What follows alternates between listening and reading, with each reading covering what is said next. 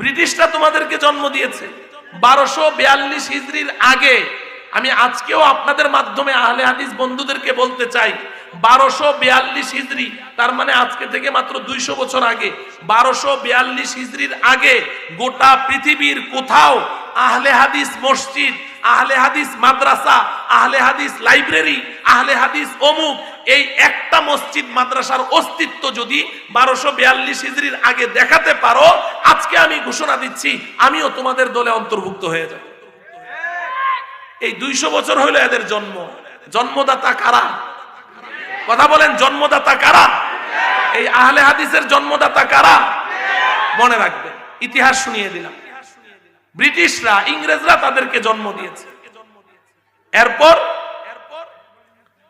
আহলে হাদিস নাম, এই আহলে হাদিস নামটা এরা পাইলো কোথায়? আহলে হাদিস নাম পাইলো কোথায়? এটা শুনেন।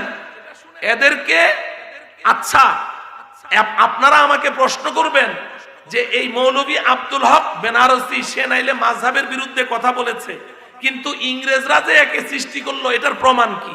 এটার প্রমাণ শুনেন।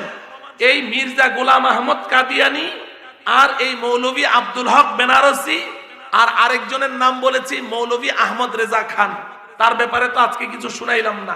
এই তিনও মুনাফিক মিলে তারা ফতোয়া জারি করেছে, যখন মুসলমানরা এইভাবে ইংরেজদের বিরুদ্ধে জিহাদ করছে, যখন ইংরেজরা সমস্ত উলামায়ে কেরামকে কচুকাটা করছে, শহীদ করে দিচ্ছে, হাজার হাজার মুসলমান শাহাদাতের পেয়ালা পান করছে তাদের সাথে জিহাদ করে, তখন এই তিন মুনাফিক ফতোয়া দিয়েছে ইংরেজদের বিরুদ্ধে জিহাদ করা হারাম।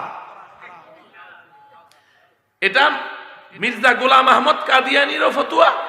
আর মির্জা গোলাম আহমদ কাদিয়ানি সে তো গর্বের সাথে লিখেছে যে আমি ইংরেজদের বিরুদ্ধে জিহাদ করা হারাম, এটার উপরে আমি এত কিতাব লিখেছি যে একটা আলমিরা ভর্তি হয়ে যাবে, সে গর্ব করে বলছে।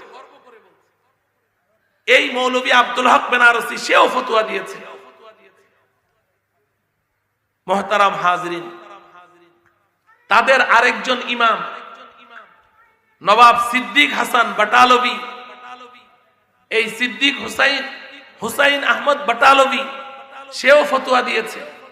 হুসাইন আহমদ বাটালভি সেও ফতোয়া দিয়েছে যে इंग्रेज गवर्नमेंट के खिलाफ मजहबी जिहाद करना जायज नहीं है। इंग्रेज सरकारेर बिरुद्धे धर्म युद्ध करा मुसलमानदेर जन्य जायज नहीं। এই আহলে হাদিস সম্প্রদায়ের ইমাম যারা, যার কারণে এদেরকে